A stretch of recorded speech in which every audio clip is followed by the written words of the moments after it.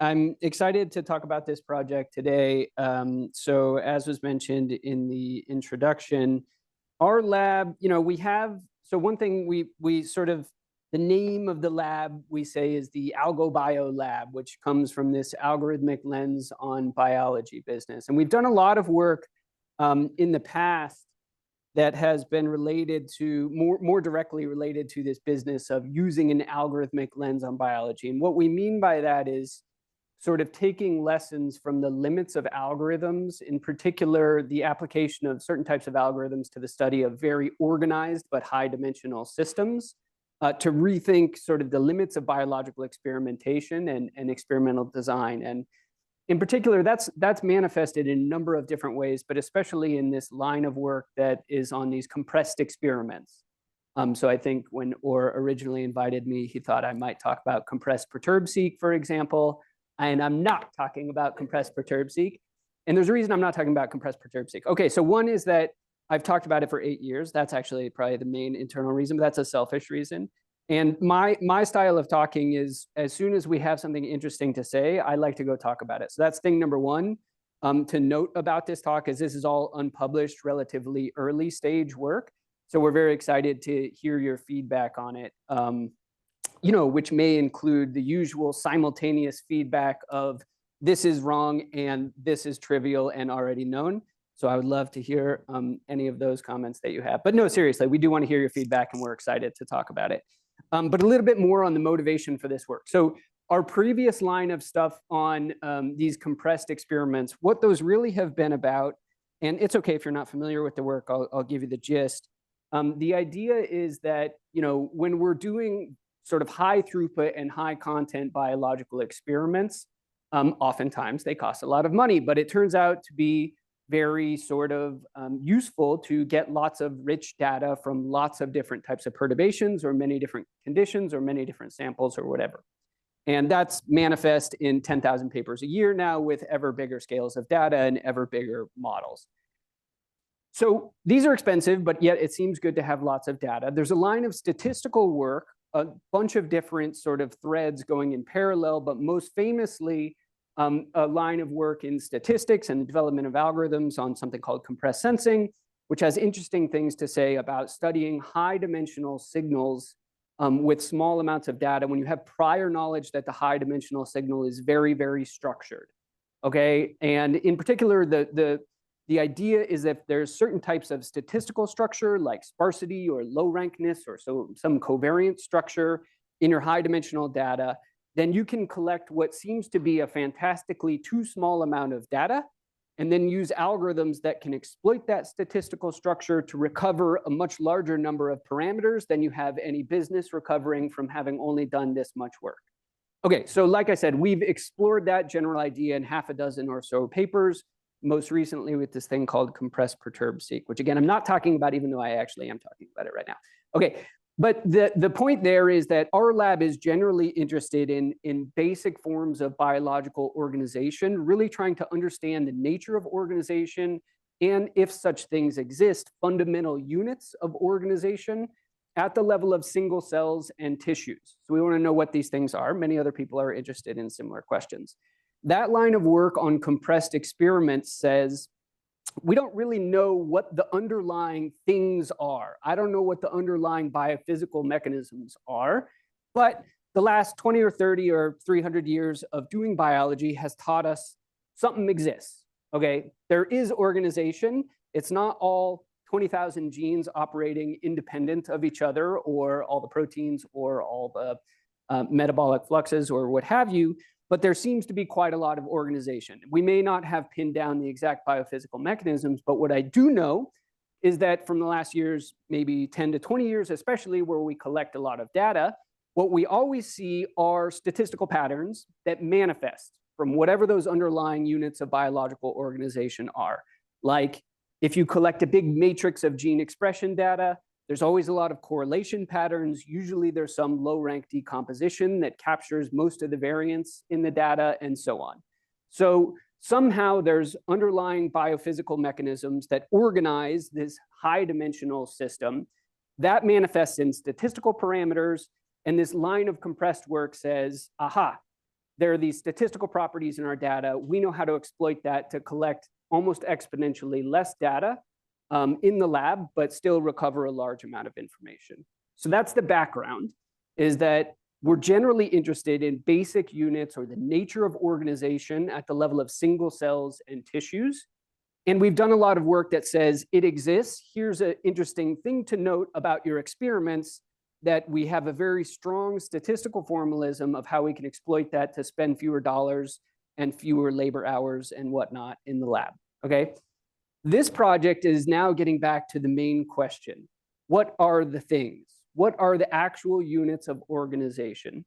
And it's a problem that, as I said, many people are interested in. There's a whole lot of work out there that collects a lot of data. We can focus on gene expression, collects a lot of, for example, gene expression data, and does something to look for like latent factors and say, here are something that looks like a program, a gene expression program, or here's something that looks like a pathway, or here's a set of units whose collective activity can describe sort of all of what's going on inside of a single cell or inside of a tissue or whatever. And that's great, but the problem with that is discovering these biophysical mechanisms is not in the domain of statistics, okay? So that's like, if I have this mic, maybe I'll drop a mic or something. That should be an indictment of like a large field. And I don't know, I've contributed to that bad behavior quite a lot. But, I don't know if anyone, yeah, please.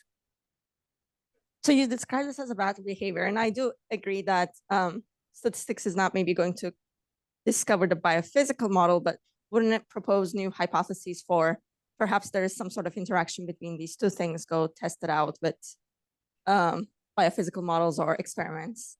So are they really is there no contribution, I guess, from the statistical side? No, there definitely is. So, there's a role of finding patterns in developing new hypotheses and trying to understand what might be going on and finding new threads to pull on. But the problem is that the things that we find should not be sort of privileged units, right? Think about the most basic form. We are going to do a principal component analysis of some gene expression data set and then try and interpret the things as like programs or pathways or something. And what's the problem with that? The problem with that is if I collect a new data set, I'm not going to find the same thing. So it's a little bit hard for me to claim that those are the actual units. Moreover, there is, it turns out, more than one way to look for statistical patterns in a data set. In fact, the number of ways that there are is infinite. And so if I tell you that I have infinitely many ways to find a fundamental unit of organization, it doesn't seem so meaningful anymore. So I agree that there's a role for statistics and a role for collecting a large amount of data when we have no sort of existing notion of what we're looking for. We need to just go do exploratory analysis. And in fact, in data, we're getting way off track here, by the way. No, you're completely fine. Mostly, I'm just off in the weeds. In fact, data science is a necessary part of biology. Because the phenomenon that we're studying are a product of complex historical processes. I need to write this up at some point, but there's in fact a kinship between data science and cosmology among the natural sciences, because the things we're studying require some sort of exploratory analysis. We can't just reason about them in the abstract because they're the result of sort of these random and complex historical processes. So we actually have to go observe things in the world. We can't just come up with the answers from sitting on a mountain for 10 years. So anyway, so there is a role for data science, but in the end, discovering these basic units of organization inside cells and tissues is not in the domain of statistics. Okay, so that's the 45-minute or however long I've taken introduction to what is the purpose of this project. The purpose of this project is to take a different tack and to directly from the bottom up try and derive a theory of something like what a basic unit of organization is, or how something like a biological process, a fundamental unit of organization within a cell, could arise out of evolutionary dynamics or out of a selective process. Okay, so that's my motivation for what this project is about. when Aedan gives his talk, he's going to give a much better motivation. This is the dumb motivation that is internal basically to me and to our group about like our path of why we started investigating this. So the title of the talk is about genotype to phenotype mapping and so on. And again, Aedan's going to give you a much more generalizable and overall better motivation for the work that he's going to present. But I just wanted to give you a little bit of extra context that there internally it came from our basically anxiety about the state of the world, where many people seem to be interested in what these basic units of organization are. But the dominant mode of interrogation, I believe, has little hope of succeeding on its own, that it needs a very sharp shift or a very heavy dose of bottom-up and theoretical approaches to actually tell us the types of things that we might be looking for. Okay? There we go. That's the introduction. So again, the Brian, more general, yes? It's Alex Blumenels. Nice to see you. Hi, Alex. Hi. I just wonder, there's a hypothesis underlying your motivation, which is sort of that there really is such a modularity in some underlying fundamental way, rather than like, you know, a massive irreducible complexity. And of course, we all hope that. Otherwise, like, what are we doing anyway? But do you have anything to say about that? So we don't know for sure that it's going to exist. I'll grant you that. What we can say is, again, from like 20 years of collecting lots of data, there sure seems to be a lot of statistical organization. And, you know, one very obvious way for those statistical patterns to arise is because there's underlying biophysical organization. So again, with that, I don't think that that quite proves that there is this sort of physical modularity. But I don't really know how to explain the statistical modularity other than through those physical mechanisms. Does that make sense? Yes, and I think there are also potentially evolutionary genetics reasons why that could motivate it, but that's for another time. But yes. I completely agree. And what we're going to arrive at today is not a full decomposition of the activity at the cell. What we're going to arrive at today is basically like one unit. How does one process arise, specifically a metabolic process?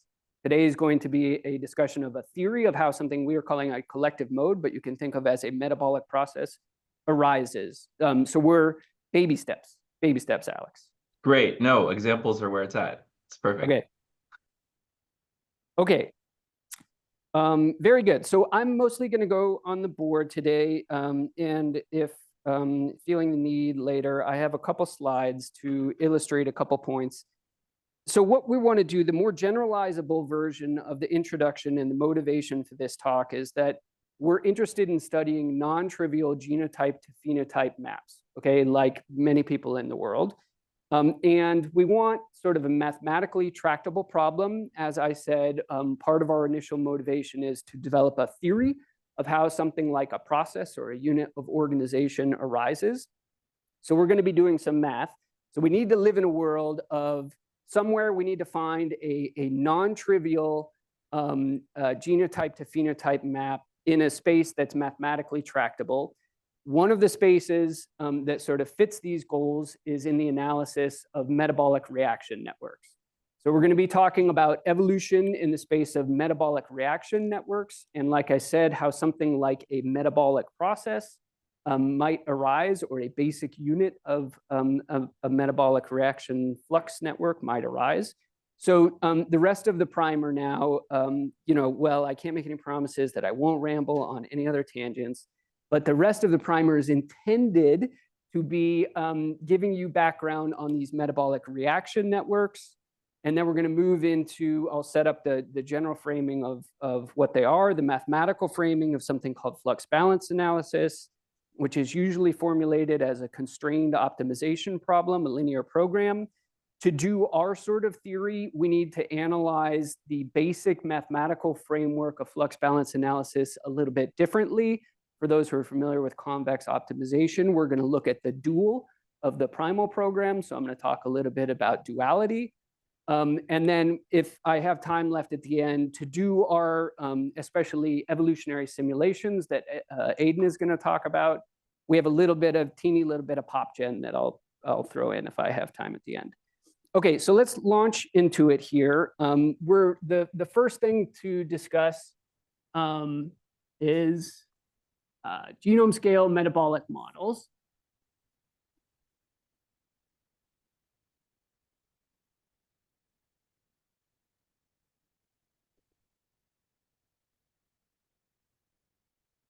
Okay, and I put genome scale in parentheses in there because there's sort of a whole field out there of doing this metabolic network analysis, and when they want to apply it to actual living organisms, one of the first tasks is to try and reconstruct the metabolic network for a given organism, and they call that a genome scale model. For our purposes, it doesn't particularly matter. We're not looking at a general, a specific organism. Again, we're just doing theory for starters here. Later, we're going to look at E. coli. But even when we do that, it doesn't really have to be genome scale. Lots of times people do this analysis with like core metabolism or one little branch of something or whatever. But the purpose of generating a genome scale metabolic model is to have a formal representation of metabolism.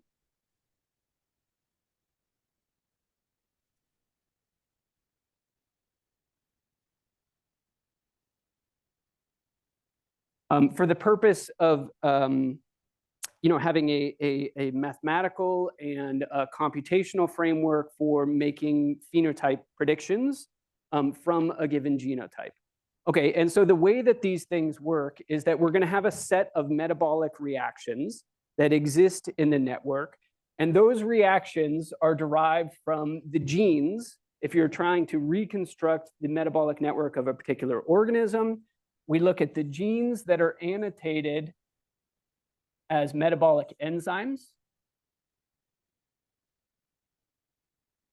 And this gives us the available reactions. REACTIS. Okay, so we look in the genome. We know where all the genes are. We look for which ones are annotated as metabolic enzymes. And that tells us the list of reactions that are available in that organism. If you have an enzyme to catalyze reaction number one goes in your list. If there's a second reaction that exists in some organisms, but we have no enzyme or set of enzymes for that reaction, it doesn't make the list. And the individual reactions are just taken from big databases, like I think KEGG and other things like that, and they consist of reaction stoichiometry. Consume 2 of metabolite A and 1 of metabolite B, and produce 1 of metabolite C. So these things, what they represent are sort of fluxes or changes through metabolites. So consume 1 of this, produce 1 of this, and so on. We could think of this, if we multiply this by some amount of flux, so call this like one reaction. Reaction number 1 is going to consume 1 of metabolite 2, produce 1 of, here, just ignore that for now, produce 1 of metabolite 3, and it doesn't involve the other metabolites there. Okay, and in the end, later we're going to look at fluxes. So right now, this is just sort of DM. We haven't really said anything about DT. We're going to say how much flux is there through each individual reaction, and that's going to tell us about rates of change of each individual metabolite. All right, and so in the end, if we have a whole bunch of genes that code for different enzymes, that gives us potentially a big set of reactions. And so we might end up with what we call a big stoichiometric matrix. Okay, something that's going to be metabolites by reactions big. So we've got 1 row per metabolite and 1 column per reaction. We call that a stoichiometric matrix. Yeah, please. Does it matter if you have more than 1 gene per metabolite or metabolic reaction? Okay, great question. So there's a mapping that goes from, right now we're going from just genes to reactions. So there's no genes for metabolites in the traditional setup. And very often there turns out to be a complex mapping between genes and metabolites. And the answer is yes. It turns out to matter in a very interesting way that Aedan's going to tell us, but I probably won't be able to help myself, and I'm going to let it slip before we get to his talk. But very often, for example, an enzyme can catalyze multiple reactions, or a given reaction might be catalyzed by multiple enzymes. And so what generally when people build these genome scale reconstructions of a metabolic network, they look through a list of genes that exist in an organism, and they come up with these rules, like reaction 1 could use, X1 and X2 or Y, something like that.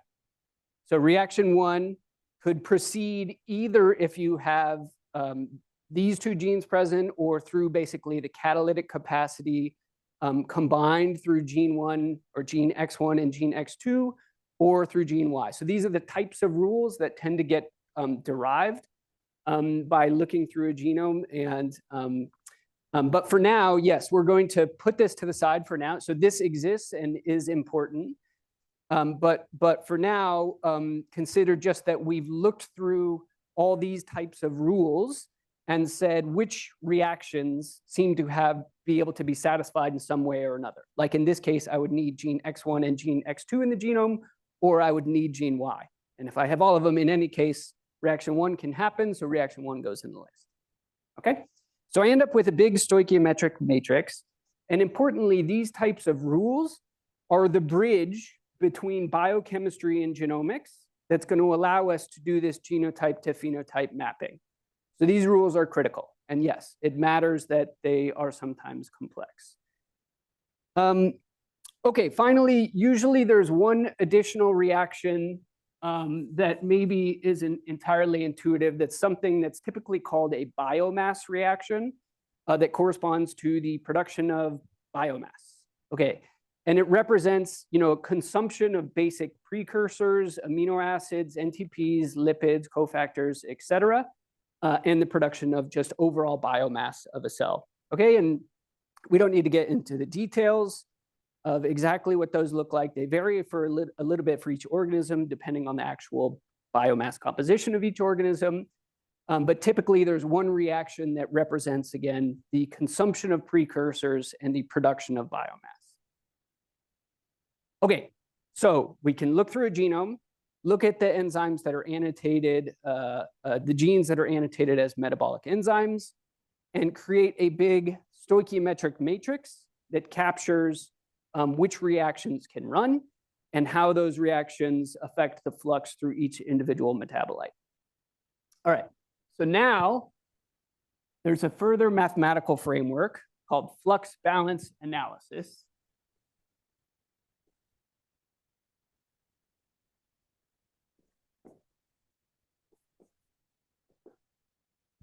And flux balance analysis is the mathematical approach that sort of builds on metabolic networks reconstructed at the genome level or a smaller level to make predictions, phenotypic predictions from genotype, or in this case, from a metabolic network.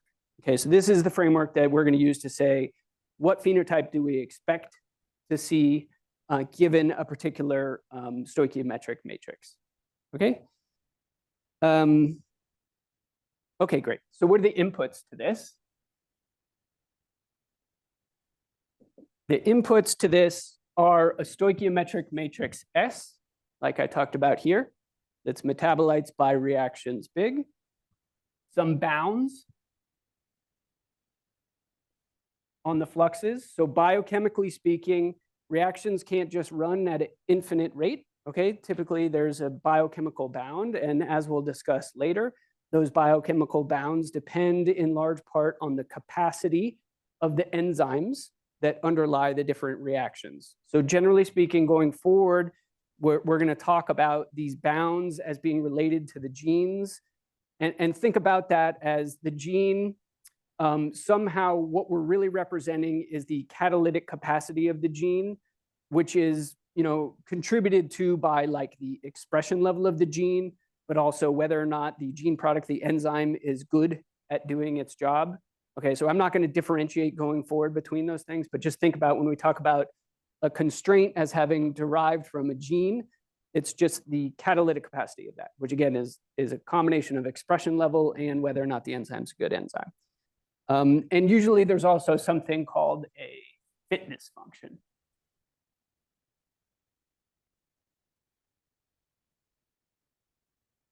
Okay, which might be, in the usual case, the production of biomass, which we can think about as basically the growth rate of the cell. Okay, and you know, production of biomass clearly isn't always fitness, but it's usually treated as fitness. So there's something called the fitness function. Those are the inputs.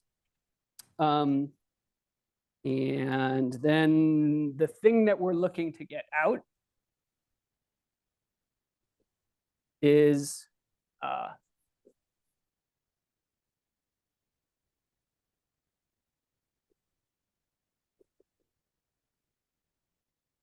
the flux through every reaction in the network. So we have a big stoichiometric matrix, and I want to make a prediction about the phenotype at the level of flux through every reaction. Do you have a question? No, okay. That's the output. In order to do this, we're going to make some assumptions. And the assumptions include a steady state assumption. I'll say formally what that means in a second, but it's related to this flux through all the metabolites, and also an assumption of optimality. Okay, all right. So formally, what this looks like, we can incorporate all of this into a constrained optimization problem that tries to output fluxes that are optimal with a steady state constraint and a constraint on the bounds of each individual reaction. Okay, so usually the way that this is written down is that we want to maximize over all the fluxes. We're going to use V to represent a vector of fluxes. V exists in, how big is V? V is like, 1 by reactions or whatever. It's a vector of length reactions big. We want to maximize over reactions. Now let's define our fitness function. Usually this is just defined to be something linear. So a linear combination of reaction fluxes is somehow the fitness function. And oftentimes that's represented with coefficients beta. Okay, so we're going to have a fitness function that looks something like this. In the simple case, when I have a biomass reaction, let's assume that the last column here is the biomass reaction, then beta is going to look something very boring like this. Beta is going to say, just take the flux through the biomass reaction, and that's the fitness, okay? But generally speaking, we could have any old sort of fitness function here, and I'm going to present everything as linear. It actually doesn't have to be linear. So we're going to have a fitness function. And so what we want to do is find fluxes that maximize fitness subject to constraints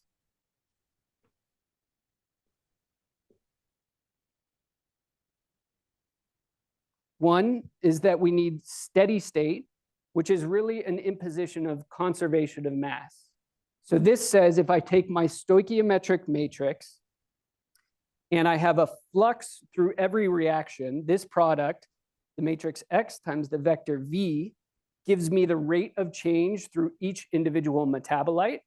So we're just assuming, and this is not the world's wildest assumption, we're just assuming that at least at the population level, we're not really saying anything here about phenotypic variability, but at the population level, we're assuming that each metabolite is at steady state. So we're not constantly accumulating any metabolites, and we're not constantly depleting any metabolites. And again, this just follows from conservation of mass, basically. So somehow our flux vector for you linear algebra folk out there needs to live in the null space of this matrix S. And then we usually also have bounds on the fluxes. So this is a vector of lower bounds, and our fluxes have to be greater than some lower bounds. And this is a vector of upper bounds, and our fluxes have to be less than some upper bounds. So these are just biochemical constraints. Okay, so that's it. This is a linear program. This is the basic setup of flux balance analysis. And it can be solved, numerically, simplex method or whatever. And again, that's the basic setup. So the assumption is that we're going to end up predicting the flux through every reaction. And we're assuming the basis of our prediction is somehow that the fluxes have been optimized by evolution to maximize a fitness function, but subject to constraints imposed by the universe, conservation of mass, and biochemical constraints on how quickly we can run each individual reaction. Okay? That's the basic setup of flux balance analysis. Now we can modify this a little bit if you like. We can have, the same sort of problem where we want to maximize a fitness function and we have conservation of mass constraint, but we can also have sort of linear combinations, like this. So we could have a constraint that's not just on each individual reaction, but a constraint over linear combinations of reaction fluxes. Okay, and then later, Aedan's also going to introduce how we could generalize this even further and say, is this thing an eraser? Look at that. Whoa. We could also generalize this later and say that our upper bound constraints, in fact, somehow involve linear combinations over the catalytic capacity of a bunch of genes.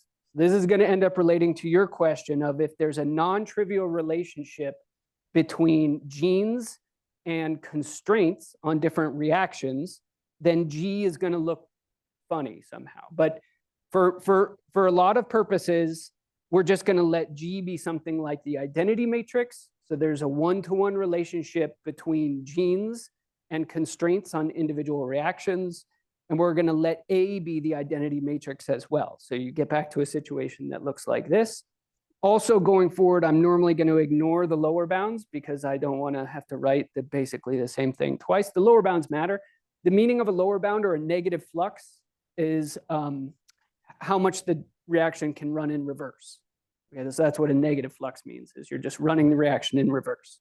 So flip all the signs of those things, for example.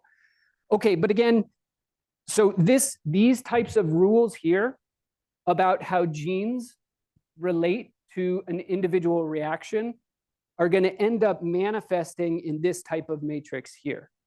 And then it ends up being a key point of the stuff that we've found so far is that, okay, so A1, it just turns out that G is not identity basically ever. If you look in any organism, there's all kinds of stuff going on. But if G is degenerate or G is not full rank, it turns out that has a very interesting result that we refer to as sort of non-identifiability of genes by a selective process. So evolution, in fact, can't tell if it's selecting on gene A or gene B. That result, it turns out to be quite general. He's going to tell you more details about that, but that relates to this G matrix being not full rank. Okay, yes? Do we assume that beta is known a priori from like just what we know about biology or experiments? Yeah, so we do, so again, interpreting it as a fitness function is a bit funny.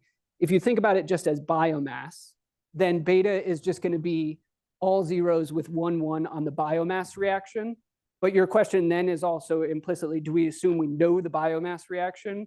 And usually that we can do by looking at the biomass composition of the organism of interest. What is the relative abundance of different types of macromolecules and so on. But overall, do we know the real fitness function? I would say is a fantastic hole in the entire field of evolution. That the fitness function is a central object, but we generally can't say what it is. Okay, yeah.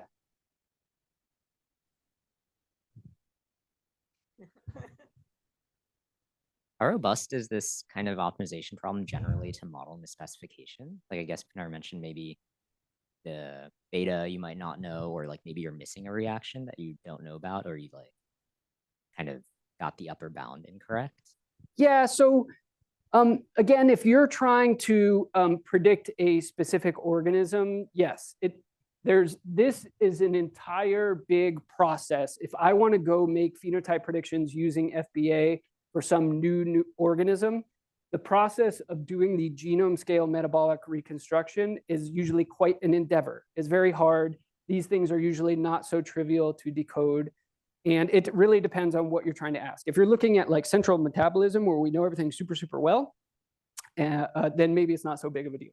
But if you're looking for the production of some more obscure metabolite, it probably matters if you get all of the reactions. So it depends a little bit. For our analysis, we're just going to have like random S's and random everything. So it doesn't particularly matter. We're gonna assume we know S and that we know beta. And yes, if we didn't actually know those things, we would get things wrong. But our goal is not to take this one specific organism and predict this one specific phenotype. It's to understand in general, what are the evolutionary dynamics when you're operating in the genotype to phenotype mapping imposed by metabolism. Okay. Yeah, thanks. Yep. Okay, great. So now I'm going to speed it up a little bit in theory to talk about what we're actually doing. So again, there's, 10,000 papers doing flux balance analysis in different ways, trying to reconstruct these types of things. Various things that they do is they'll ask, like, suppose I wanted, I want to predict phenotype when I knock out gene A. So what they'll do is they'll go to the reaction rules and say, suppose I remove X2 from the genome. Does that modify the stoichiometric matrix? Plug the new stoichiometric matrix into this problem and ask how the phenotype changes. So you're going to plug in a new S and ask how the phenotype changes, or maybe you are able to control some of these bounds, for example, for things called exchange fluxes, meaning just importing something into the cell or exporting something from the cell. If you're trying to import something to the cell, you could take it away from the environment. So now the upper bound on that import reaction is now 0 or something like that. Okay, so people do all manner of different stuff in the realm of flux balance analysis. What we're doing is not just this.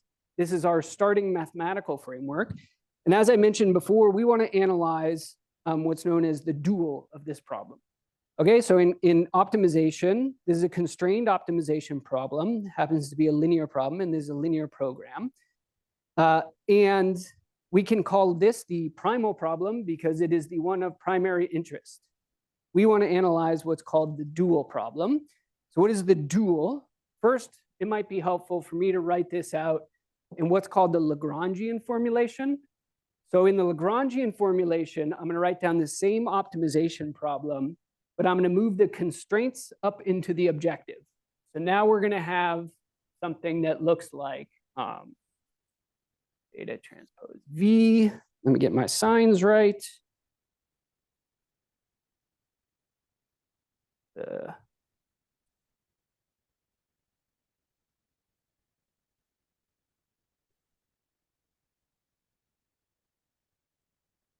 Okay, so again, I don't want to have to write twice as much stuff, so ignore the lower bounds. The lower bounds are in there. They can also matter. I'm only going to write the upper bounds. So I'm taking, this type of optimization problem where we're also going to ignore G for now. This optimization problem, and I've moved these constraints up into the objective with these things called Lagrange multipliers. And these things, it turns out, are going to be our central object of interest. So we want to know the values of these parameters. These might look familiar to people who are more, in the realm of statistical learning and so on. You could think of these as like the penalty parameters of a regularized regression or something like that. And many regularized regression problems, could potentially be mapped back to strict constraints like this. Sort of depends on what's going on. But they're analogous to like the hyperparameters of your penalized regression. Tells us in our optimization problem, how much do we penalize violating the steady state assumption? We penalize it this much. So this is a vector of length number of metabolites. Remember, S is metabolites by reactions. So this is like one, these things we're going to end up calling shadow prices for a reason I'll explain in a second. One shadow price per metabolite. And over here, we have one shadow price per constraint. Okay, so you can write those down in the Lagrangian, or you can also write them down in the dual of the primal optimization problem. And the dual is going to show us a dual way to optimize over this problem, where in the dual problem, constraints in the primal problem become dual variables. So now the variables that we're optimizing over are related to the constraints of that problem. So we're going to be an optimization problem over these Lagrange multipliers. And the variables in the primal problem become constraints in the dual problem. Also, where we had a maximization problem in the primal, we're now going to have a minimization problem in the dual. Okay, so duality theory is, sort of deep, beautiful, extends well beyond this framework here, slightly mysterious in some senses.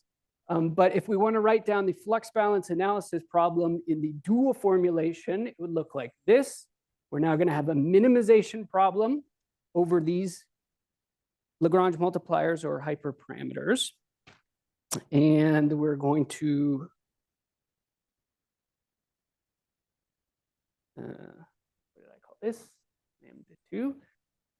Okay. This becomes the new objective function, and our constraints now look like this.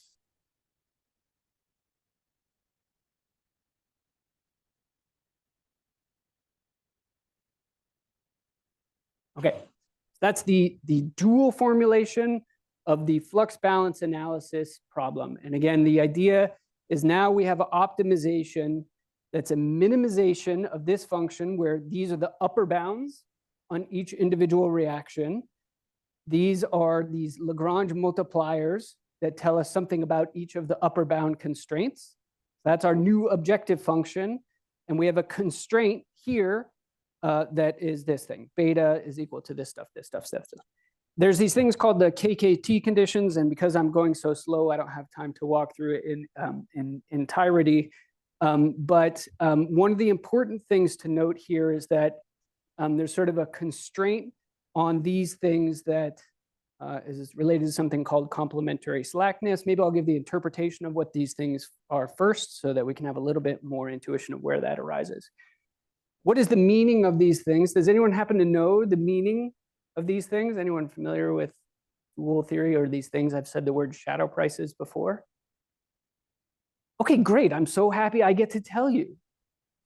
The meaning of these things and the term shadow prices, it turns out that these lambda parameters here that we're optimizing over tell us about the change in the optimum, especially this optimum, or you can think about it as the change in the fitness function as we relax each individual constraint.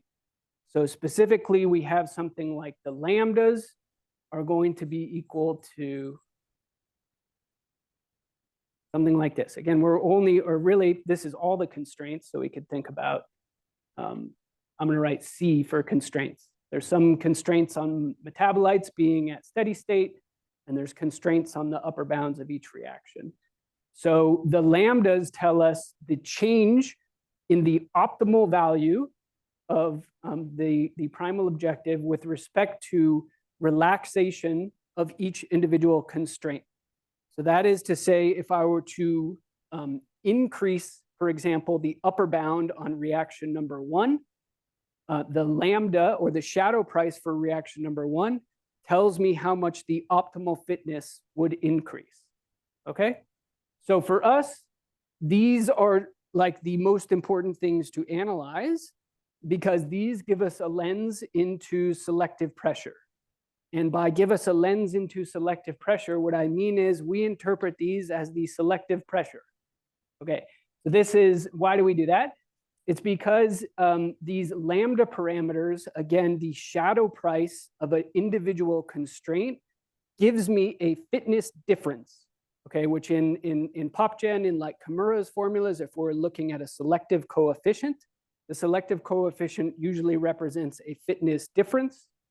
And so these give me a fitness difference that would arise from a mutation, for example, that would relax a constraint, move the upper bound up, move the lower bound down, or make the constraint tighter, move the upper bound down, or move the lower bound up, or whatever. Okay, so these are our central objects. And again, these are the shadow prices. Shadow prices arise in all manner of other scenarios, or are interrogated in all manner of other scenarios, very often in economics literature. But in principle, anytime you have a constrained optimization problem, you can look at the shadow price of the constraints. Okay, so we have a mapping that goes from genes to which reactions are possible, and also what are the constraints on each individual reaction. Now I have a way analytically, theoretically, to say, if I were to mutate a gene such that a constraint is changed, how would that affect fitness? So these are what we want to analyze, are these lambdas here. These lambdas you can solve for, because this is just a nice linear program here. We can solve for numerically, or in some cases we will see, well, we won't actually see because we probably won't have time to go through the full derivation, but you may also be able to solve for them analytically. But the point is you can find them numerically or analytically. And so now we can calculate sort of what are the selective pressures on each individual gene in a reaction network. Okay, let me see how I'm doing on time. 9:49. I might take 3 more minutes just to set up a final problem, or just to draw you some pictures of some of the types of reaction networks that we're going to look at in a second. So Brian, F star is the value at the optimum. Just checking, make sure I got it right. Yes, exactly. So if you're not at the optimum, then we don't have anything to say about this. This tells us how the optimal fitness, or the the optimal objective value over there in the primal would change. It doesn't tell you about non. Sure. Yeah. It's the value at the solution, or any of the solutions if it's non-unique. But that's correct. Yeah. But, correct. Any of the solutions, because they have all of the same value. Yeah. Yes, exactly. Okay, so now let's draw some pictures. So let's think about a very basic reaction network where we have just like 2 metabolites and a couple different reactions. We'll have some import reaction, and maybe, we do something like this. So here's a reaction network. And let's say that our beta, our fitness function, is just based on the flux through these 2 reactions. So my total fitness is the flux through this reaction plus the flux through this reaction. Okay, so now we can also think about our steady state assumption. One thing to note is that we have this basic sort of conservation of mass steady state thing. So, if I have any sort of flux through here that's producing metabolite 1, the production of metabolite 1 needs to be balanced by the consumption of metabolite 1. So if I have a flux of A coming in through this reaction, that needs to be balanced by the total flux through these 2 things. Or if this thing is running in reverse, then this thing, whatever the combination of flux is through these 2 reactions needs to equal the flux through that reaction. And same thing here. Whatever my flux that's producing M2 needs to be balanced by the flux that's consuming M2. Okay, so now you can imagine that there's some feasible space that exists. And part of that feasible space, again, comes from the fluxes that are allowed need to live in the null space of S. Now you can also imagine that we have different constraints, but let's ignore the constraints for a second and or rather, let's think about every reaction has an upper bound of 1. There you go. Every reaction has an upper bound of 1. Now we can start to talk about solutions to the primal problem. Okay, so flux balance analysis. What can flux balance analysis tell us? We want to maximize the flux through the sum of these 2 reactions such that we are at steady state and that none of the fluxes are over the upper bound of 1. Okay, so what are the things you could do? Clearly, everything is going to be limited by this reaction because we have to balance the production of M1 with the consumption of these things. So let's just assume that one's at a reaction flux of 1. All right, so what's one thing we could do is that could be balanced by a reaction flux of 1 through this reaction. There you go. And I get 1 biomass point out of that. which seems like it's the most I'm going to be able to get. If everything has an upper bound of 1, I'm not going to be able to produce more than 1 biomass unit per time. My growth rate's not going to be greater than 1. Another possible solution would be that I do that.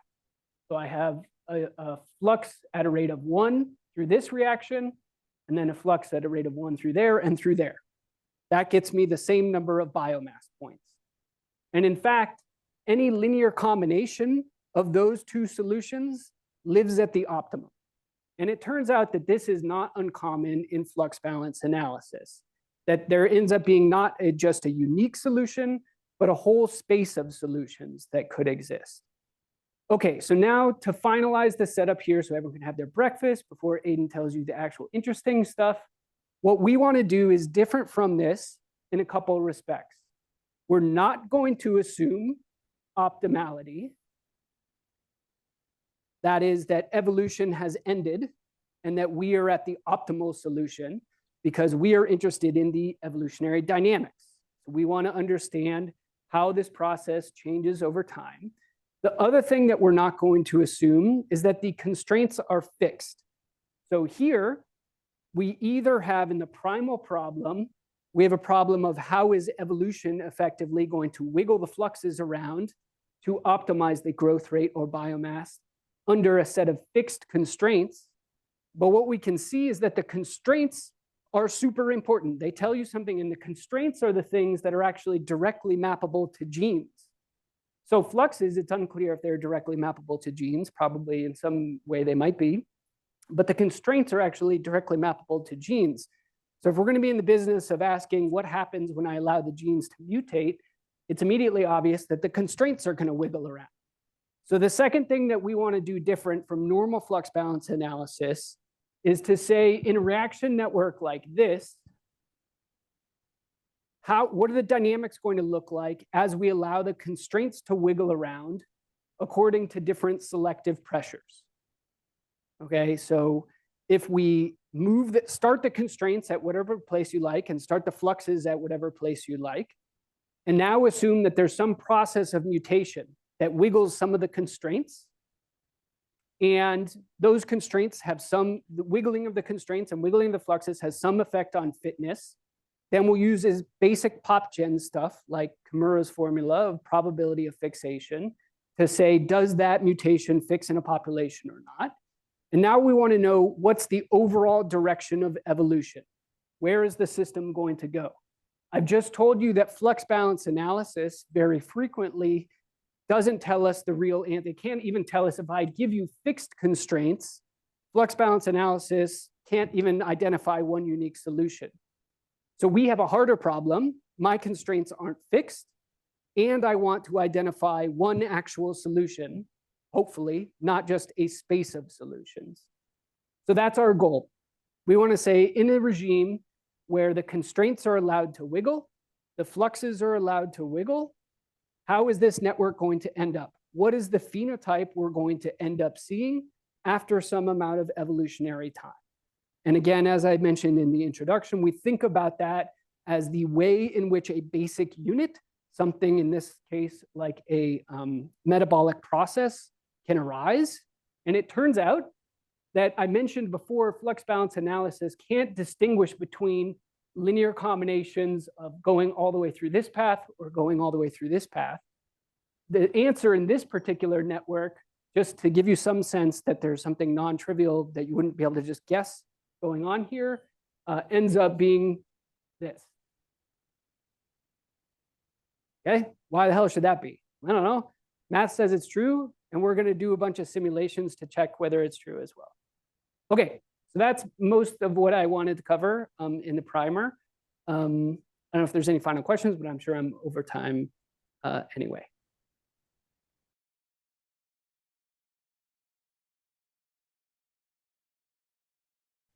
Yeah, I'm Aedan. I'm in Brian's lab at BU, and I'm going to be talking about some of the results of the work we've been doing, specifically modeling genotype to phenotype in our search for the natural objects of selection. To get us started, in maybe some stories that don't quite make sense with what Brian just talked about, we're going to talk about sickle cell disease. As many of you probably know, sickle cell disease is a recessive disease, so to be affected by it, you need 2 copies of mutated hemoglobin. These mutations cause hemoglobin to polymerize and lead to the characteristic sickle shape of red blood cells. This shape leads to poor circulation and eventually causes pain. We can also look at this scenario where you're a carrier for the disease and only have 1 mutated copy of hemoglobin. In this scenario, heme is more likely to be released from hemoglobin, and this increases heme oxygenase 1 activity. This increased activity leads to malaria tolerance. These are more just facts, but we can make them stories by looking at them in an evolutionary context. For example, if we're in a malaria-rich environment, you might be able to predict that the carrier, a single mutant of hemoglobin, should be enriched in the population. Similarly, we could predict that the pain caused by the double mutant keeps the double mutation from enriching in the population. I'm here telling you these stories about sickle cell disease because they're nice and simple. I claim that they're nice and simple because there's a direct one-to-one relationship between genotype, phenotype, and fitness. Knowing a change at the genotype level, we can make a prediction about the change at the phenotype. This allows us to make a conclusion about how fitness will change, and we can make a prediction about if the mutation will enrich or leave the population. However, many stories aren't like sickle cell disease. For example, we could look at serum urate levels, which are controlled by many genes. If we try to tell a story like we told about sickle cell disease, you might ask, if a mutation occurs in one gene, what happens to the other ones? It's not as clear as the sickle cell scenario. Similarly, in starting to get onto what Brian was talking about, we could look at metabolism in the citric acid cycle. Here again, there's many genes involved, but there's also some interesting structure. You could ask what role this structure plays in the stories we tell about evolution. If we see a mutation in one gene, does the structure change what we might predict about mutations in other genes? Even in the simple stories we just told, you can start to poke holes. For example, in the carrier story, what happens to HMOX1, the gene that encodes heme oxygenase? I think you can make a few different arguments. One is that the increased heme oxygenase activity was what led to the increase in fitness, so mutations should accumulate that also increase heme oxygenase activity. Alternatively, you could argue there shouldn't really be any change to HMOX1 because the mutation in hemoglobin has already caused the fitness benefit. The story we try and tell about HMOX1 isn't so clear. And this is the crux of this project, is that we want to tell complicated stories about evolution. We want to look at complicated relationships between genotype, phenotype, and fitness, and in specific environments. We might look at scenarios where multiple phenotypes contribute to fitness, or where there's non-trivial genotype to phenotype relationships, such as shown for GC, which contributes to both phenotypes. Additionally, we might want to ask how our stories change if we put them in a different environment. In the stories I told you about sickle cell disease, you can imagine that if we're not in a malaria-rich environment, our predictions might be different. We can summarize these ideas by asking the question of how do non-trivial genotype to phenotype maps impact evolutionary outcomes? And importantly, we'd like to make quantitative predictions. In the stories I told about hemoglobin, the ultimate prediction we made was if a gene will be enriched or stay away from the population. It might be nice to have a more precise picture and a quantitative one. We'll spend the rest of this talk discussing the work we've done towards answering these questions. First, we'll discuss our non-trivial genotype to phenotype map, which you might be able to guess is metabolism. Then we'll perform evolutionary simulations to see what arises and if there is a story we can tell.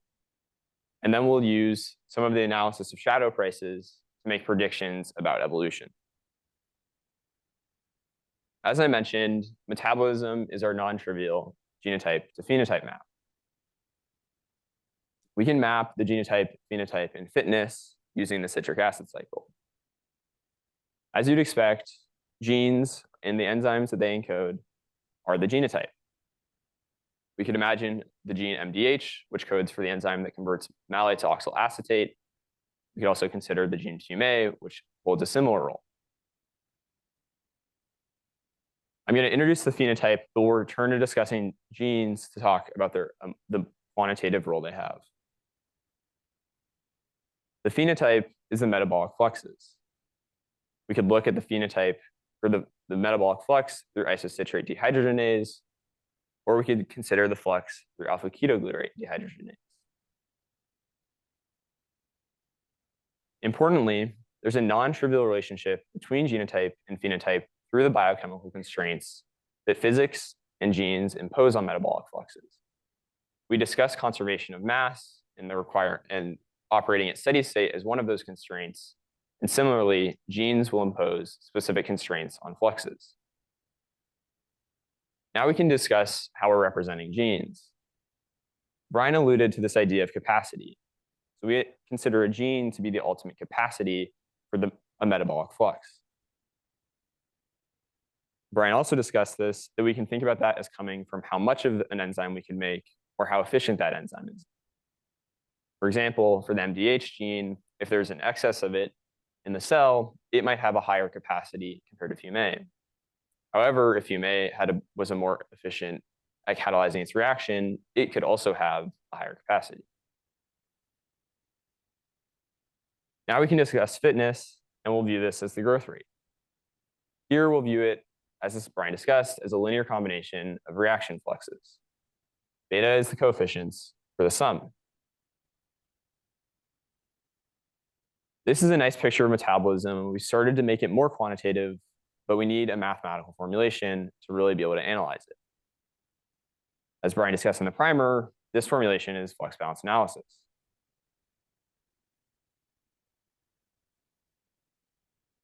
Shown here on the screen is our formulation of flux balance analysis, and we can walk through the individual equations. First, we seek to maximize fitness over the reaction fluxes, and then we impose conservation of mass as one constraint. Additionally, we look at constraints imposed by genes.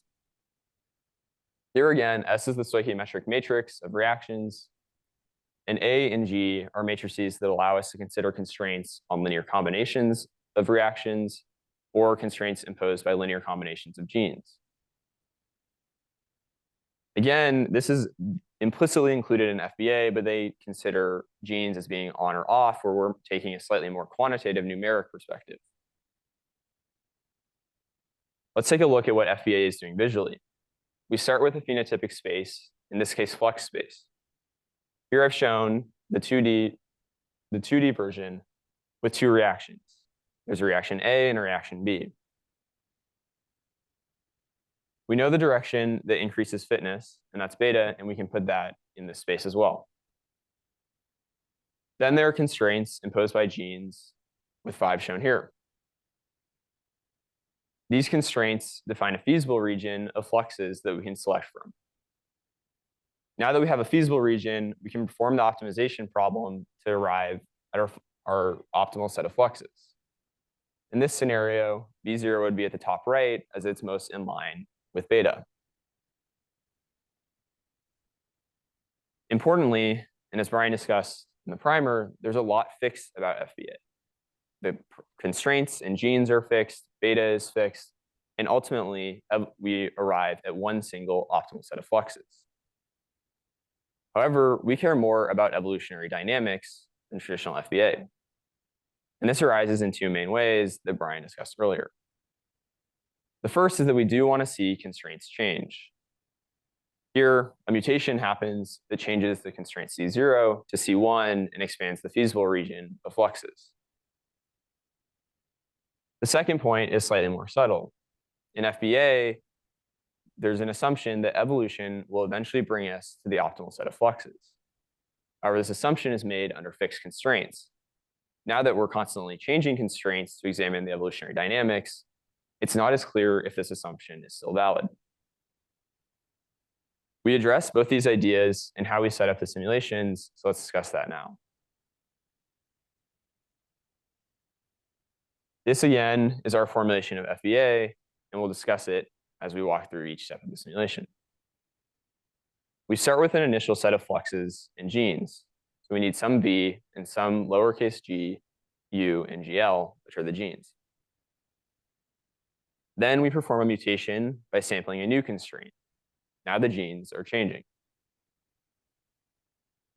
Then we also sample a new flux. Biologically, we can think of this as a noisy inheritance of phenotype.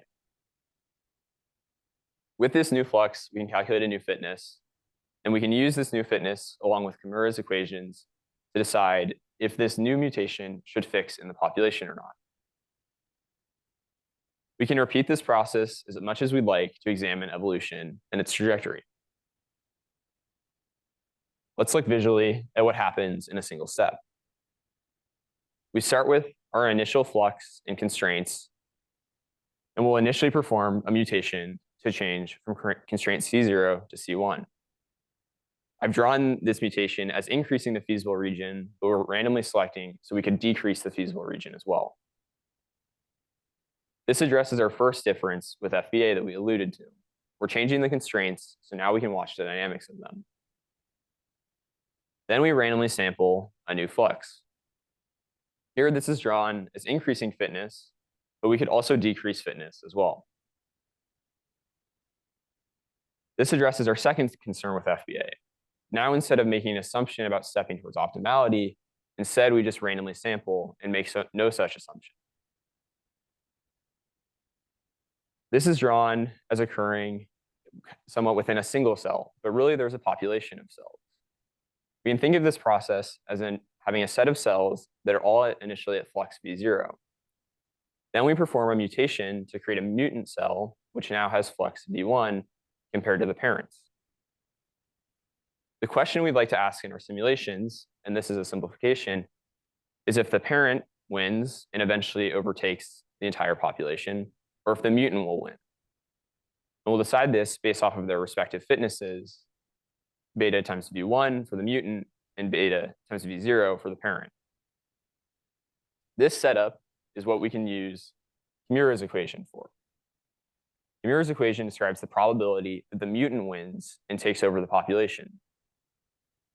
The key parameter of it is A, the selective advantage, which is the difference between the two fitnesses of the mutant and the parent.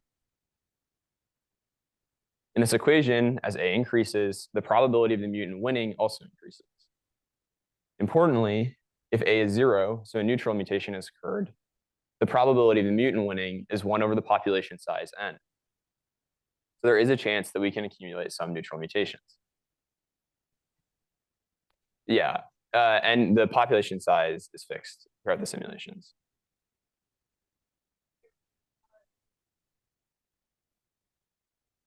A diagram of an initial population with one mutant, right? And then mutants might be taking over, or maybe they're selected or dying out. Yeah.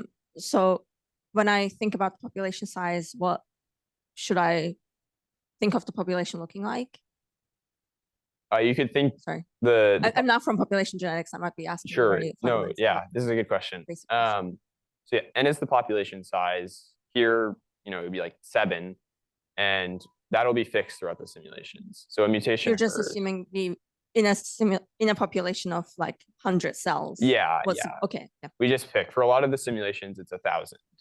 That's the size of the population we're considering. But generally, we're considering sizes that are so large that yes, we can see neutral mutations, but it's quite unlikely because it's 1 over the population size. Okay, now we have a framework that we can perform some simulations.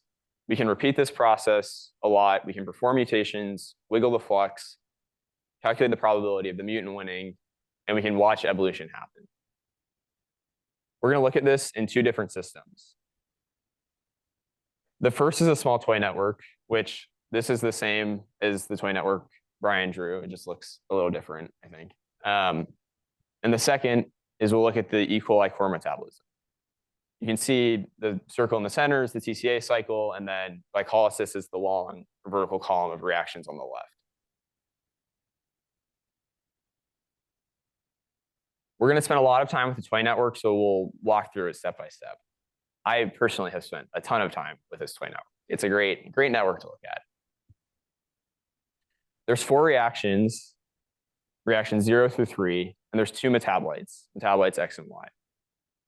Reaction 0 is an exchange flux, and it brings metabolite X into the cell. Then in our very simple scenario, metabolite X can be consumed for growth through reaction 1. Alternatively, metabolite X can be consumed and turned into metabolite Y, and this can also be turned into growth through reaction 3. If these are metabolites, should I assume that the 2 can also happen in reverse? Yeah, here we'll okay. talk about them. They can happen Okay. in reverse as well. Yeah. There's also genes underlying these reactions. We'll have one gene for each reaction. So here we'd have gene 0 for reaction 0, gene 1 for reaction 1, and so on. Mathematically, G in the FBA formulation, the capital G's, end up being the identity matrix. So nothing crazy with these gene rules have happened yet. An important feature of this network is that there's 2 ways for the cell to grow. It can either convert metabolite X into growth through reaction 1, or it can convert metabolite Y into growth through reaction 3. This means our beta has multiple non-zero entries, and in this case, we're assuming that both metabolite X and metabolite Y are equally efficient at turning into growth. So they both are just set to 1, their entries in beta. Yeah, 2 ways to grow. As Brian mentioned, there's many different ways for many different sets of fluxes that give the same fitness in this network. We could look at a scenario where only reaction 1 is used, and this would correspond to 1 growth. Similarly, we could look at a scenario where only reactions 2 and 3 are used, and this gives us the same fitness. Again, as Brian mentioned, we could look at any linear combination between these 2 extremes. Here I've chosen a combination, which, as Brian hinted at, will become important, where the first reaction uses 2/3 of the flux through reaction 0, and the second and third reactions both use 1/3. Importantly, these all give the same fitness, so it might be difficult for us to tell beforehand if evolution should have a preference to any of these. I think you might be able to make an argument, well, reaction 1 is only 1 reaction compared to reactions 2 and 3, so maybe it should be used. But also, then you're missing out on using metabolite Y. So it's not quite clear right now if anything should arise as we perform evolution. Now we can perform simulations and look and see how these systems evolve. We'll start with the toy network. Shown here is the growth rate versus time throughout the simulation for a single simulation. As you can see, the growth rate does increase at a somewhat linear rate, and we can see that this result is consistent across reactions: a second simulation, a third, a fourth, and a fifth. There is some variability due to the randomness of these simulations, but the results are quite consistent. We can also look at the E. coli core metabolism and again see that the growth rate does increase with time. Similarly, the results are consistent across a second, third, fourth, and fifth simulation. At this point, if you think back to the stories we told about sickle cell disease, in some sense, we have the second half of those stories. We know fitness is occurring, and we know evolution is occurring, and fitness is increasing, but it's not clear why. In those stories, we were able to tell the second half because we knew the relationship between genotype and fitness. So as a good next step, let's see what's happening at the level of individual genes. As Brian suggested, one way we can consider genes is by looking at the selective pressure on them, which is related to a difference in fitness. One way we can calculate this change in fitness is by using the shadow prices. In this scenario, G, the gene, would just be a vector of 0s and 1, 1 that corresponds to our gene of interest. Then the shadow prices, again, correspond to the change in optimality as you change a gene. Visually, what's going on is we perform a mutation, and then we take a step towards optimality. We can look at the difference in fitness, and this gives us the selective pressure on an individual gene. This neatly captures the first half of the stories we told about sickle cell disease. We knew that if we saw a mutation occur in hemoglobin, that would lead to a fitness benefit of malaria tolerance in the carrier scenario. In the same sense, the selective pressure tells us if we change a gene, what is the numeric fitness benefit? Let's take a look at the selective pressure on the individual genes in the toy network. We're going to look at a thin slice of a simulation to start. So this is only, the graphs I'm about to show are only from between the two vertical lines. Importantly, maybe it's a little difficult to tell, but you can see that evolution is occurring and fitness increases over this short time period. We'll start by looking at the selective pressure on the gene for reaction 0. Initially, it's constant at 1. It drops down to 0 before returning to 1, but then it starts to oscillate quite frequently. We can see similar results for all the other genes. Here's the gene for reaction 1, the gene for reaction 2, and the gene for reaction 3. Now then, this was only a thin slice, and you can see the gene for reaction 2, the selective pressure is nearly constant on it. So you might want to ask, what does the rest of the simulation look like? These are the same graphs as I showed you on the last slide, but over the entire simulation. Here's the gene for reaction 0, reaction 1, reaction 2, and reaction 3. The selective pressure is oscillating so much that you can't even make out the individual trajectories.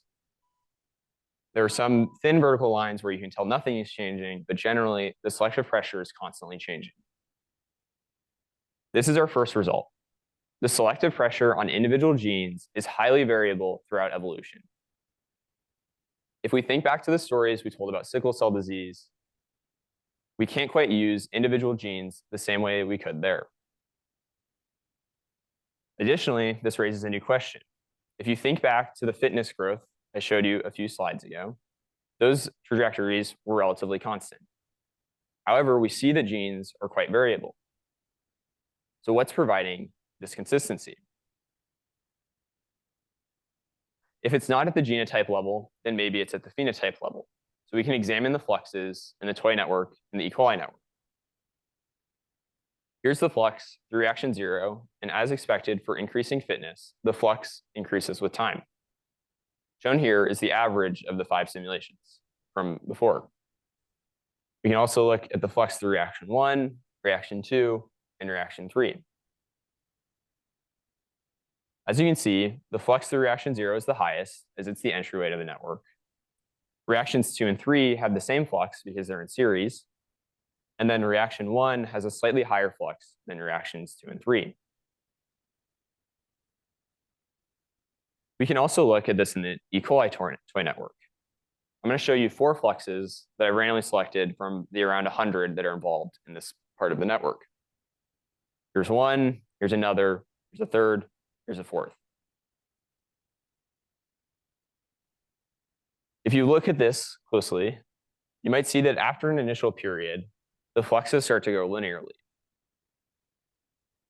This suggests that we might be adding a constant vector to the fluxes over each time step. Let me say that again. At a specific time point, we have a set of fluxes. After a short period of time, it appears that we're adding some constant vector to that new flux. We can repeat this process again and again, and this would give us these linear directions we're seeing. One way we can isolate this is by looking at the relative flux. So we can normalize by the maximum flux within an individual time point. Let's look at the toy network first.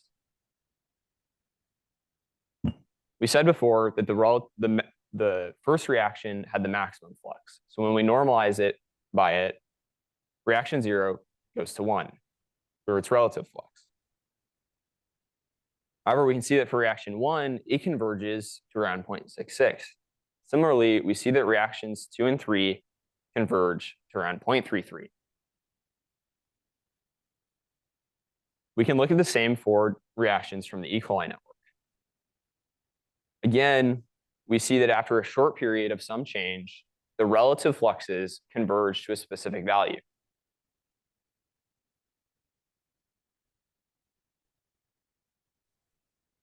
Now we can look at all of the fluxes in the E. coli network and their relative fluxes. This is what that looks like for the around 100 reactions. As you can see, there's an initial period of some nonlinearity where fluxes are moving about, but then they eventually start to converge to specific constant values. To give you a sense of what reactions are involved, the reactions for ATP synthase, cytochrome oxidase, and GAP-DH all involved in glycolysis and oxidative phosphorylation, which should be important for growth. They all have high relative fluxes. This brings us to our second result. Evolution prefers to grow fitness in a specific direction. We call this direction the collective mode. Importantly, this is a direction. We're looking at the moves that evolution takes as it occurs. It's taking a step in a direction to change the genotype. However, as we repeatedly move in this direction, we eventually converge at the phenotypic level to this direction. So in this sense, the collective mode is both a direction in that we're taking steps along it, but also a specific value that we eventually converge to after repeated rounds of evolution.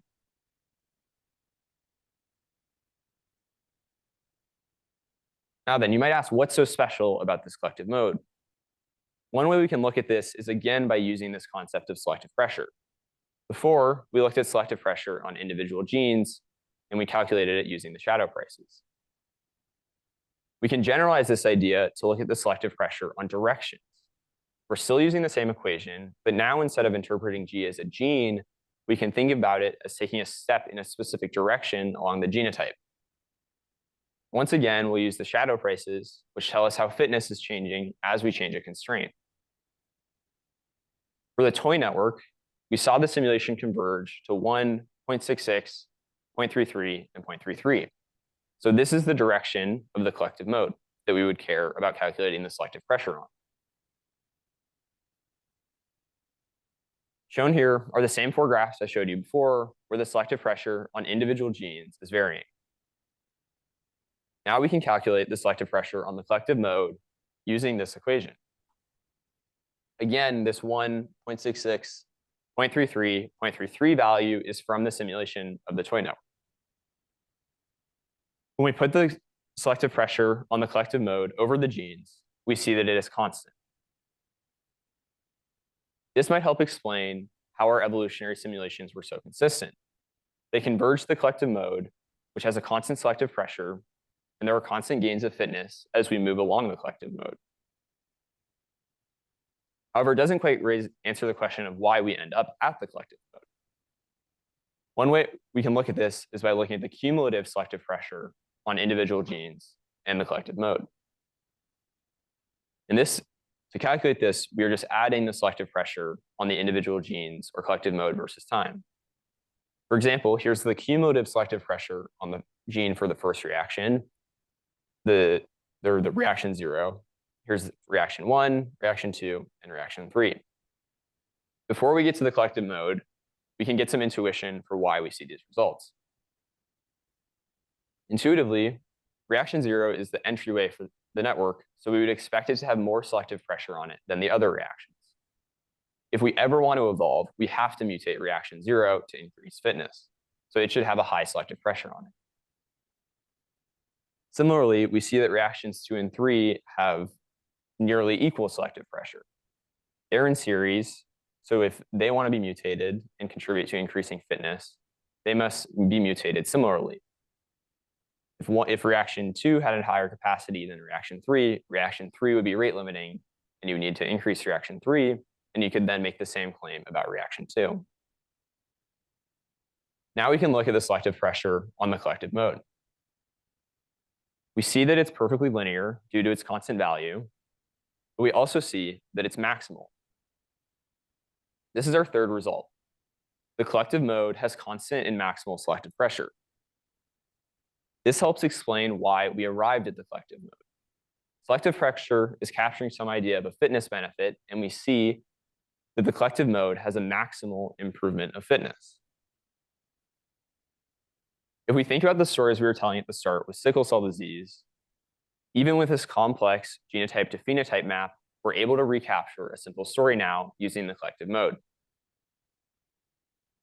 If we take a step at the genotype level in the direction of the collective mode, we know this increases fitness in a maximal sense. This means that evolution should then enrich the genotype in the collective mode, and this process would continue, and then we can make a prediction about where the genotype would arrive at. One question you might ask is, can we generalize these results? This is only for the toy network, and it only has 4 reactions and 2 metabolites. Additionally, we calculated the collective mode by simulation. So it might be nice to know if we could predict the collective mode without performing a simulation. To make these predictions, we turned the constant in maximal selective pressure into a mathematical framework. We start with the collective mode, and first we seek to maximize selective pressure. Here Z would be a direction at the gene level. Then we impose a constraint that the selective pressure must be constant. To get some intuition for why this is the constraint, you can imagine taking the derivative of the selective pressure as genes are changing. We impose a positivity constraint to have physically possible results, and then we can solve this optimization problem to arrive at a prediction of the collective mode. Importantly, lambda and d lambda dg are functions of the specific S, A, and G matrices that we discussed in the FBA setup. This means that each metabolic network will have a unique collective mode. Under some specific scenarios, we can solve this problem analytically. We can always solve it numerically, but looking at the analytical result might give us some intuition for what's going on. It's a bit of a mess, but let's walk through it. First, we have this S tilde matrix, which is a combination of the S and A matrices. Both of these matrices were related to imposing constraints on fluxes, so that might provide some intuition for why we group them. Then we perform some multiplication of beta in this S tilde matrix to calculate something that is akin to the shadow prices, lambda, that we're looking to maximize with selective pressure. However, we impose the constant selective pressure requirement, and this involves projecting this special vector made up of beta and S tilde into the null space of the d lambda dg matrix. This part of the project is what I've spent a lot of time on and how we predict the collective mode. This is all I'm going to say for now, but if you want to discuss it more after, I'm more than happy to. If you think back to the toy network, from simulation, we saw the results converge. The relative fluxes converge to 1, 0.66, 0.33, and 0.33 for reactions 0 through 3.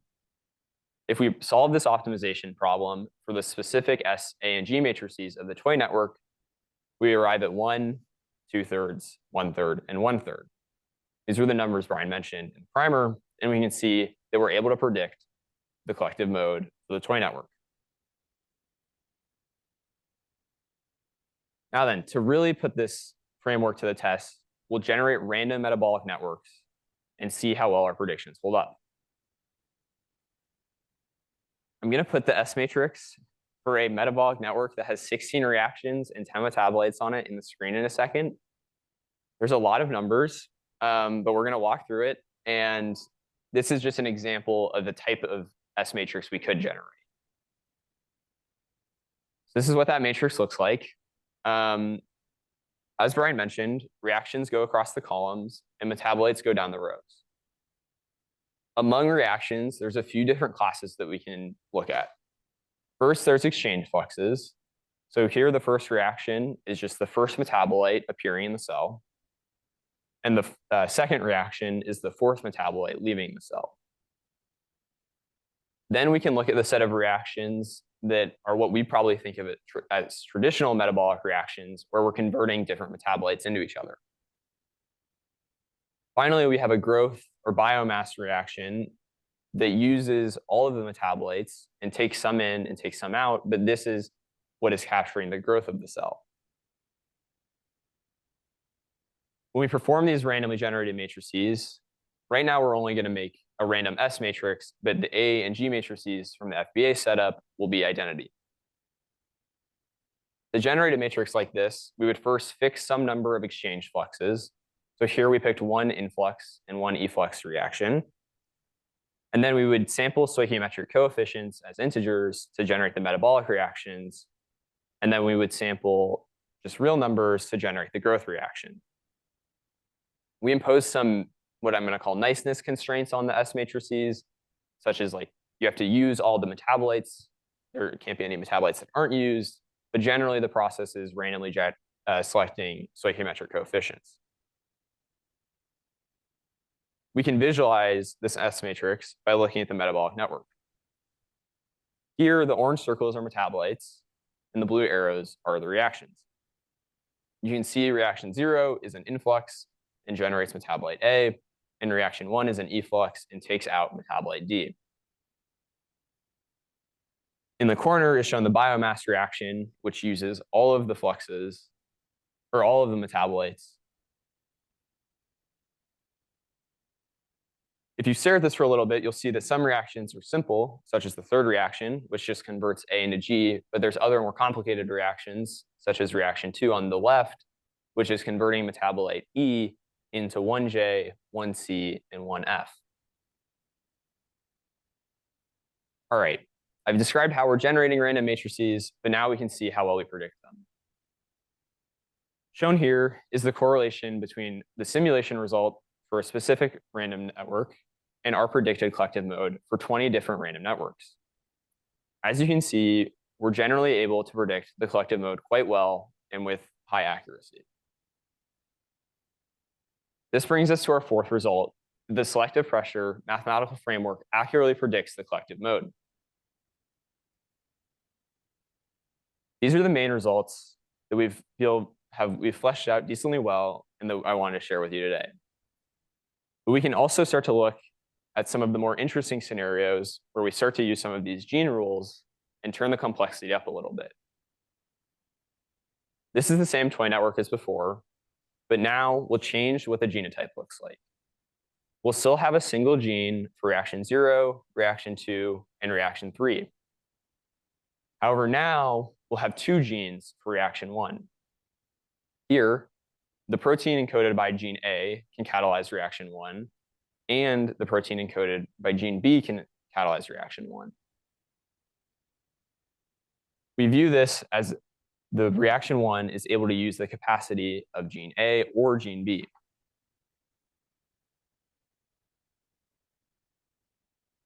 This second toy network only differs from the original toy network at the genotypic level. We can take a look at what that difference is mathematically. First, we'll look at the original toy network, which only had 1 gene for reaction 1. In that scenario, G was the identity matrix, and there was a column for each gene and a row for each reaction. Now let's look at this new toy network, where we have 2 genes for reaction 1. Now G looks slightly different. It looks a little bit like the identity matrix, but we have a new column which corresponds to the second gene for reaction 1. Again, the rows correspond to the individual reactions. One thing you might notice if you look at these G matrices is that for the 1 gene version, this G matrix doesn't have a null space. However, the second version does have a non-zero null space. And that'll be a little bit important later. All right, before when we looked at the toy network, I showed you that evolution occurs and that the selective pressure on individual genes is highly variable. That is all true now, still true. And I can show you those results if you'd like, but for right now, we're just gonna skip straight to the collective mode. As we saw before, in the 1 gene version for reaction 1, the relative fluxes converge to 1, 0.66, and then 0.33 and 0.33 for reactions 2 and 3. Now we can look at the version with 2 genes for reaction 1. Here we see the collective mode is 1 for reaction 0, 0.8 for reaction 1, and 0.2 for reactions 2 and 3. Just by making a subtle change at the genotype level, we see a shift in the collective mode. Some intuition for why we see this shift can be explained by thinking about how evolution is occurring. Now that there are two genes that somehow control the capacity of reaction 1, you can think that it is easier for mutations to accumulate along this reaction and increase the capacity. This causes a shift in the collective mode, increasing how much reaction 1 is utilized compared to reactions 2 and 3. Instead of using reaction 1 for 66% of the total flux of the network, now we use it for 80%. And similarly, reactions 2 and 3 must shift down in flux to accommodate. Another interesting feature of a network like this is that multiple genes and directions in gene space can satisfy the constant and maximal selective pressure criteria. So right now I'm showing you the selective pressure on the gene for reaction 2, but we can look at the selective pressure on a few different versions of the collective mode. We can look at one scenario where we only take steps using gene A. Here we see, again, a constant selective pressure, and I will tell you that it's maximal. Alternatively, we can look at a version of the collective mode where we only use gene B. As you can see, the selective pressure is the same. Importantly, at the flux level, as shown by the little diagrams, we haven't changed what we see. The fluxes, the relative fluxes, are still at 1, 0.8, and 0.2 and 0.2 for reactions 2 and 3. This adds some new nuance to the story. Before, if you think about the stories we were telling about sickle cell, if we took a step along the collective mode at the genotype level, we could confidently say this would increase fitness and cause evolution to enrich the collective mode. However, now we have a wrinkle. I could tell you one story where I say, I'm going to take a step along the collective mode using only gene A. Because this has constant and maximal selective pressure on it, we know that this should be enriched in the population. I could tell you a similar story by saying I'm only going to take steps using gene B.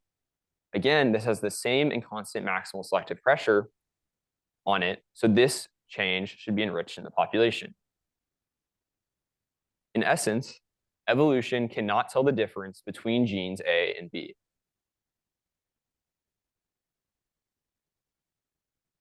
At the start of the talk, we set out to tell complicated stories about evolution with complex genotype-to-phenotype maps. We've worked toward this in a few different ways. First, we saw the selective pressure on individual genes is highly variable throughout evolution. This complexity limited our ability to tell evolutionary stories about genotype-to-phenotype maps. For example, we couldn't tell a simple story like we did with sickle cell disease, where just by looking at one gene, you were able to make a prediction about enrichment of that gene in the genotype. This point is furthered by the redundant genotype example we just showed. Here, there were two genes that evolution couldn't even differentiate. Let me emphasize this point. Evolution doesn't appear to differentiate between different patterns of selection and mutations at the genotypic level. Genes may not be the natural object of selection. As we saw, the selective pressure varied. However, even though we had this issue with selective pressure varying on genes, we saw that the simulation still converged to a collective mode when we looked at the relative fluxes. This led us to examine these and provided us ability to retell the story using the collective mode. We saw by looking at the selective pressure on the collective mode that it was constant. This suggested, along with the maximal criteria, that the collective modes may be the natural objects of selection. Another way we can think about this difference between selection on genes and selection on collective modes has to do with the genes and when they are active. As selection occurs, whether or not mutating a gene is favorable depends on the current state of the system. If one gene and its capacity is rate limiting the network, mutating that gene might be beneficial. However, if a gene and its bound isn't rate limiting the metabolic fluxes, then mutations there will have a minimal effect on the fitness. So the selective pressure and the gene's roles depends on the current state of the system. However, we see that the selective pressure, the collective mode is invariant to the current state of the system. The selective pressure is constant as evolution occurs. The collective mode was useful to us with some wrinkles from the last point I made about redundant genotypes and being able to recapture simple stories about evolution. If we take a step along the direction of the collective mode at the genotype level, this will lead to a maximal change in fitness, and it lead to enrichment of the collective mode in the genotype. Finally, we found we were able to predict the collective mode using this criteria of constant and maximal selective pressure, and able to do so quite accurately. This idea of constant selective pressure is an interesting one and could arise in other scenarios. Ultimately, it arises from having constraints on the genotype to phenotype map. Here, there were constraints imposed by genes and conservation of mass, but one could imagine that other constraints might also impose or lead to a collective mode coming about. For example, other conservation laws might lead to a collective mode. Beyond the stories we've told in this project, these results give some intuition and maybe help explain polygenic traits. For example, we know that there are observations that predicting the phenotype is easier than the genotype after multiple rounds of selection. Selection on a collective mode might help explain this. Additionally, we can think about GWAS studies of polygenic traits that find many hits for a trait. This might be the result of selection on a collective mode rather than individual genes. Currently, we're continuing to explore the role of the G matrix and redundant genotypes in complicated gene rules like this one, and what effect that has on the collective mode. And additionally, we're starting to consider what role the environment might have on the collective mode. If you limit one exchange reaction by removing a metabolite from the environment, how does that change the collective mode? With that, I'd like to thank everyone in my lab. Thank you to Brian and Pankaj, who is not here, but gave a lot of good feedback on the talk. And then thank you to Sarah, who's an undergrad that's been working on this project. Thank you.